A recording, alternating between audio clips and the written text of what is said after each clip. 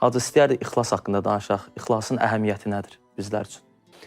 Əvvəldə deyək ki, Ramazan ayında bu mövzunun aktuallığı o qədər mühümdür ki, bütün əməllərdə zahir bir görünüş var. Namazın görünüşü var, həccin görünüşü var, bütün ibadətlərin görünüşü var. Yeganə orucdur ki, zahir bir görünüşü yoxdur, şəkli yoxdur ibadətin. Yəni, kiməsə sən bildirməsən, o zaman özlüyündə gizli bir əməldir. Heç vaxt bilinməyəcək. Namaz qıldığımı görə bilərlər, həccə getdiyimi görə bilərlər. Amma oruc olduğumu heç kim görmür, çünki xüsusi bir şəkli yoxdur bu ibadətin. İxlas əhəmiyyəti bundan ibarət ki, Həzrət Əmir əleyhissalamdan bir hədis var, bu günlərin şəhidi. Buyurur ixlasın barəsində ki, La yəqbəlullahu Teala əmələn fihi mithqalu zarratan minər-riya.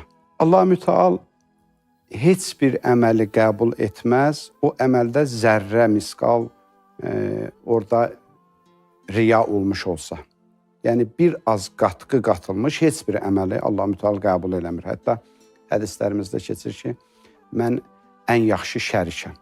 Hansısa bir əməldə məni kimləsə şərik eləsəz, mən bütün öz payımı o şərikimə hədiyyə edirəm, heç nə qəbul eləmirəm. Yetər ki, tam xalis Allah özü üçün olmuş bir əməl olsun. İxlasın əhəmiyyəti barəsində Həzrət Əmir əleyhissalamdan da hədis buyurur, İxlas dinin ən yekun mərtəbəsidir. Yəni, dində insan istəsə ki, bir irəliləyiş mərtəbələri var.